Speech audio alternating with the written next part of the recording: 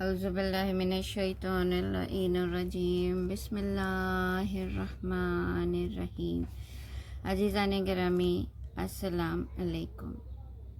آج ہم اپنے سفر کا آغاز کرتے ہیں، اس سفر کا آغاز کہ جہاں خدا ہمیں خدا کی راہ پر گامزن کر رہا ہے، وہ سفر جو ہمیں خسارے سے فائدے کی طرف لے کر جانے والا ہے، وہ سفر جو ہماری زندگی کا حاصل بن سکتا ہے اور اس دنیا میں رہتے ہوئے آخرت کو سنوارنے کا موقع عطا کرتا ہے۔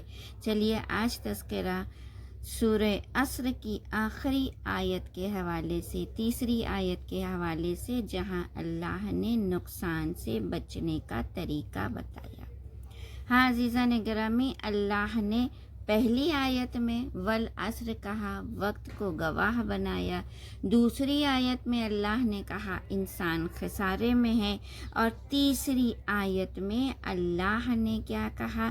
مگر سوائے الا الذین آمنوا وعملوا الصالحات، مگر سوائے ان لوگوں کے کہ جو ایمان لانے والے ہیں، عمل صالح کرنے والے ہیں، وتواصوا بالحق وتواصوا بالصبر، اور جو حق کی وصیت کرنے والے اور صبر کی وصیت کرنے والے ہیں۔ ہاں عزیزان گرامی، ہمیں خدا کا یہ انداز بہت ہی بہترین ہے، بہت نرالا ہے، بہت ہی عظیم ہے کہ اللہ نے کسی بھی مقام پر کسی بھی بات کو نامکمل نہیں چھوڑا۔ اس نے جتنی بھی چیزیں ڈسکس کی ہیں، ہر ایک کا سلیوشن بھی اس نے فوراً بتا دیا۔ یعنی اللہ نے اگر کہا کہ انسان خسارے میں ہے تو یہ کہہ کر بات کو چھوڑا نہیں، بلکہ خسارے سے بچنے کا طریقہ بھی بتا دیا کہ اگر تمہیں خسارے سے بچنا ہے تو تمہیں کیا کرنا ہے، تمہیں ایمان لے کر آنا ہے۔ اگر خسارے سے بچنا ہے تو تمہیں عمل صالح کرنا ہے۔ اگر خسارے سے بچنا ہے تو تمہیں حق کی وصیت کرنا ہے۔ اگر خسارے سے بچنا ہے تو تمہیں صبر کی وصیت کرنا ہے۔ یعنی یہ چار چیزوں کو اللہ نے ڈیفائن کیا کہ اگر تم اسے اپنی زندگی کا حصہ بنا لو گے، اپنی زندگی کا جز بنا لو گے، تو یقین کرو کہ تمہاری دنیا بھی کامیاب ہو جائے گی، تمہاری آخرت بھی کامیاب ہو جائے گی، تمہاری دنیا بھی سنور جائے گی، تمہاری آخرت بھی سنور جائے گی۔ تو عزیزان گرامی، بات جو ہے اب چار چیزوں پر مبنی ہے: ایمان، عمل صالح، حق کی وصیت اور صبر کی وصیت۔ تو پہلا جز ایمان ہے، تو آج ڈسکشن صرف ایمان کے حوالے سے کروں گی کہ واٹ از ایمان، what does God mean that when he says کہ ایمان لانے والے جو ہیں وہ خسارے سے بچنے والے ہیں، وہ لاس سے بچنے والے ہیں۔ تو سب سے پہلے کچھ چیزوں کو کلیریفائی کروں۔ کل بھی میں نے اس پر ڈسکس، کل بھی اس سے پہلے والے ایپیسوڈ میں بھی، اس سے پہلے کے سیشن میں بھی میں نے بتایا تھا کہ انسان دراصل کیا ہے؟ دو چیزوں کا مرکب۔ ایک انسان جو ہے وہ جسم رکھتا ہے اور ایک طرف روح رکھتا ہے۔ یہ دو چیزیں مل کر انسان بنا ہوا ہے، مگر جسم کی حقیقت کیا ہے؟ جسم تو فانی ہے، فنا ہو جانے والا ہے، ختم ہو جانے والا ہے۔ جب تک دنیا میں ہے، جب تک روح جسم میں ہے، تب تک انسان زندہ ہے، تب تک اس جسم کی حقیقت ہے۔ لیکن جب روح ساتھ چھوڑ دیتی ہے تو اب انسان کیا ہے؟ مردہ کہلاتا ہے، اسے قبر میں ڈال دیا جاتا ہے اور جو ہے وہ مٹی میں ملا دیا جاتا ہے، تو انسان کے جسم کی حقیقت ختم ہو جاتی ہے، وہ کیڑے مکوڑوں کی خوراک بن جاتا ہے۔ عزیزو، کبھی آپ نے تصور کیا ہے زندگی میں اگر ایک چیونٹی بھی ایک جسم پر، ایک چھوٹا سا کیڑا چل جائے، انسان کتنا بے چین ہو جاتا ہے؟ ایک چھوٹی سی چینٹی اگر کہیں کاٹ لیتی ہے تو انسان جو ہے کتنی بے چینی محسوس کرتا ہے۔ اب سوچئے کہ وہی جسم جسے انسان اتنا سجاتا ہے، اتنا سنوارتا ہے، اتنا خیال کرتا ہے، وہی جسم جو ہے کیڑے مکوڑوں کی خوراک بن جاتا ہے۔ آپ نے کبھی غور کیا کہ اس جسم کے لیے جب ہم اتنے زیادہ فکر مند رہتے ہیں، اس جسم کی حقیقت کیا ہے؟ فانی ہے. اس کی زندگی جو ہے اگر موت آ گئی تو جسم فنا ہو جائے گا، مگر باقی کیا رہتی ہے؟ روح باقی رہتی ہے. علماء کرام جو ہے کیا بتاتے ہیں کہ انسان کی روح جو ہے وہ زندہ رہتی ہے، باقی رہتی ہے، اور آگے کا سفر جو ہے، اب جو حیات ابدی ملتی ہے اس میں سفر کون کرتا ہے؟ یہ انسان کی روح کرتی ہے. جب تک روح جو ہے تو پتہ کیا چلا کہ جسم سے زیادہ امپورٹنٹ جو ہے وہ روح ہے، کیونکہ روح جو ہے وہ انسان کی زندگی کی بقا کا سبب ہے. بہت توجہ رکھیے گا، انسان کے اندر جو یہ لائف موجود ہے کس کی بنا پر ہے؟ اس روح کی بنا پر ہے. تو روح جو ہے وہ جسم کی بقا کا سبب بنتا ہے، اور ایمان جو ہے وہ روح کی بقا کا سبب ہے. آپ نے غور کیا انٹر ریلیشن کیا ہے؟ جسم باقی ہے روح کی وجہ سے، اور روح کو بقا ملے گی، روح کو اسٹرینتھ ملے گی کس چیز سے؟ کہا جب وہ ایمان لے آئے گی، جب اس کے اندر ایمان کا نور آئے گا تو روح کو جلا ملے گی. تو یاد رکھیے عزیزو، اگر زندگی اور آخرت دونوں کے خسارے سے بچنا ہے تو ہمیں سب سے پہلے کیا کرنا ہے؟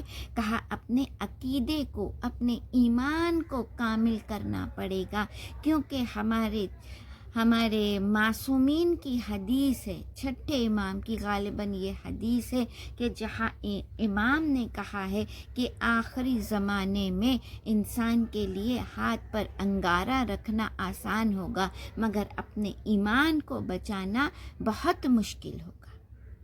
پل بھر میں آپ کا ایمان کب آپ سے رخصت ہو جائے گا اور آپ کو پتہ بھی نہیں چلے گا. اس لیے بہت ضروری ہے کہ ہم غور و فکر کیا کریں کہ ایمان سے مراد کیا ہے. اب ظاہر سی بات ہے، اگر ایمان کے بارے میں سمجھنا ہے that what is ایمان, if we want to know then how we should know. Who is going to help us? Naturally وہی ہیلپ کرے گا جو کل ایمان ہوگا، جو ایمان کا کل ہوگا. اور کل ایمان کا لقب ہم سب کو معلوم ہے کہ رسول نے کسے عطا کیا ہے، وہ علی ابن ابی طالب کی ذات ہے. اللہم صلی علی محمد وآلہ. تو جب مولا سے سوال کیا گیا کہ مولا ایمان کسے کہتے ہیں، تو مولا نے نہج البلاغہ میں ایمان کی تشریح کی، ایمان کی ڈیفینیشن بتائی کہ الایمان تصدیق بالجنان و اقرار باللسان و عمل بالارکان، کہ ایمان جو ہے وہ 3 چیزوں سے مل کر بنا ہے. انسان کی پہلی ایمان کی پہلی سٹیپ، پہلی سیڑھی کیا ہے؟ کہا تصدیق بالجنان، یعنی اللہ پر اپنے دل سے یقین کرنا، ذات خدا کی ذات کی وحدانیت پر ایمان لانا، یہی ایمان کی پہلی سیڑھی ہے. یعنی انسان کا ایمان کب کامل ہوگا؟ جب وہ جو ہے اللہ کی وجود کو، اس کی حقانیت کو، اللہ کی حقانیت کو سمجھ لے گا، اس عقیدے کو تسلیم کر لے گا. اور جہاں تک ایمان کی بات ہے تو ہمیں 5 چیزوں پر عقیدہ رکھنا ہے. سب سے پہلی چیز کیا ہے جسے ہم بچوں کو بچپن میں پڑھاتے ہیں کہ توحید جو ہے یہ پہلا عقیدے کی پہلی سیڑھی ہے. دوسری چیز کیا ہے؟ عدل ہے. تیسری نبوت ہے. چوتھی امامت ہے. اور 5ویں قیامت ہے. جبکہ یہ ساری چیزیں غیب میں ہیں، ہم نے نہ خدا کو دیکھا ہے، نہ ہم نے نبیوں کو دیکھا ہے، نہ ہم نے اماموں کی زیارت کی ہے، اور نہ ہم نے قیامت کو دیکھا ہے. لیکن ان سب پر ہمیں یقین کامل رکھنا ہے. یہی ہماری ایمان کی بنیاد ہے، یہی ہمارا ایمان کا بیسک اسٹیپ کہلائے گا.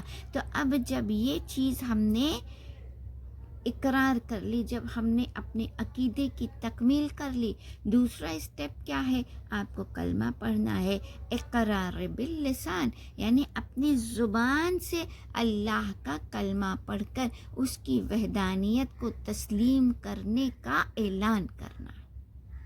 اور تیسری چیز جو ہے وہ کیا ہے؟ کہا عمل بالارکان، یعنی اب جو خدا نے حکم دیا ہے اسے بجا لانا ہی ایمان کی سب سے بڑی۔ تو عزیزان گرامی، ہمیں عقیدہ رکھنا ہے کس پر؟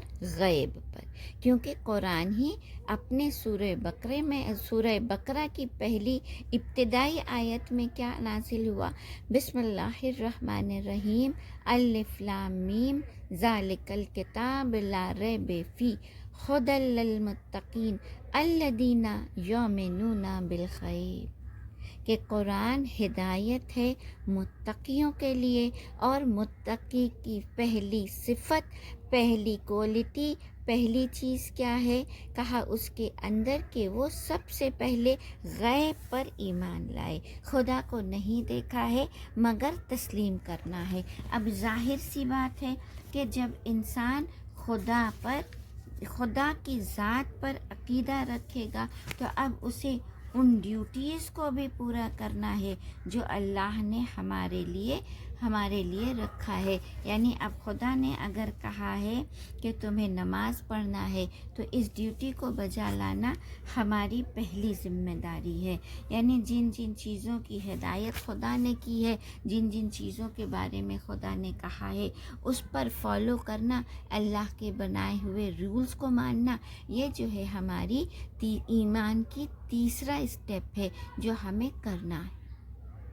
لیکن عزیزان گرامی، ذہنوں میں یہ خیال آتا ہے کہ ایمان جو ہے وہ ہمیں خسارے سے کیسے بچا سکتا ہے یا نہیں؟ تو ایک چھوٹی سی مثال دے دوں تاکہ میری بات واضح ہو جائے کہ جب انسان کے اندر ایمان کا نور آ جائے گا، جب انسان خدا کی ذات پر توکل کرنے لگے گا، خدا کی ذات پر بھروسہ کرنے لگے گا، تو یاد رکھیے اس کی مینٹالٹی چینج ہو جاتی ہے، اس کے اندر پازیٹیوٹی آ جاتی ہے۔ اب اگر آپ کا کوئی بھی دنیاوی مالی اعتبار سے کوئی نقصان ہو جائے، آج دیکھیے آپ لوگ جو ہیں، اگر کسی کا تھوڑا سا خسارہ ہو گیا، بزنس میں لاس ہو گیا، یا انسان کسی مصیبت میں آ جاتا ہے تو وہ فوراً کیا ہوتا ہے؟ ڈپریشن میں چلا جاتا ہے۔ کیوں؟ کہا اگر خدا پر کامل یقین نہیں ہے تو انسان دنیاوی نقصان کو دیکھ کر گھبرا جاتا ہے، لیکن اگر خدا کی ذات پر کامل یقین ہوتا ہے تو اگر ہمیں مادی نقصان بھی ہوتا ہے، دنیاوی نقصان ہوتا ہے، تو مومن کو اطمینان اس بات کا رہتا ہے کہ اگر یہ نقصان ہو رہا ہے تو یہاں پر خدا نے ہمارے لیے کچھ نہ کچھ بہتری رکھی۔ یعنی اگر آپ خدا کی ذات پر توکل ہے، اگر آپ خدا کی ذات پر یقین رکھتی ہیں، تو آپ اپنے کسی بھی دنیاوی خسارے سے پریشان اس لیے نہیں ہوتی ہیں کیونکہ آپ جو ہے خدا کی عظمت کو سمجھ رہی ہیں۔ آپ کو یہ معلوم ہے کہ اگر یہ خسارہ ہو بھی رہا ہے تو اس میں کہیں نہ کہیں ہماری بھلائی پوشیدہ ہے۔ تو عزیزان گرامی، سب سے بڑی چیز ہمیں جو فائدہ، جو بینیفٹ ایمان لانے کا ملتا ہے، ایمان کی وجہ سے جو ہمیں حاصل ہوتا ہے، وہ کیا ہے؟ کہا ہمارے ذات سے نیگیٹیوٹی ختم ہو جاتی ہے۔ انسان جو ہے جب خدا کی ذات پر یقین رکھتا ہے تو وہ اس کے ہر فیصلے پر صابر بھی ہوتا ہے، شاکر بھی ہوتا ہے، اور جب انسان خدا کا شکر ادا کرتا ہے تو اللہ جو ہے اس کے لیے راہیں ہموار کر دیتا ہے کہ اس کا خسارہ بھی جو ہے وہ فائدے میں تبدیل ہو جاتا ہے۔ بس عزیزان گرامی، آج گفتگو کو مختصر رکھتے ہوئے یہاں پر سمیٹنا چاہوں گی۔ کل انشاءاللہ ایمان عمل صالح کے حوالے سے گفتگو کروں گی کہ واٹ از عمل صالح اور یہ ہمارے لیے ضروری کیوں ہے۔ خدا حافظ۔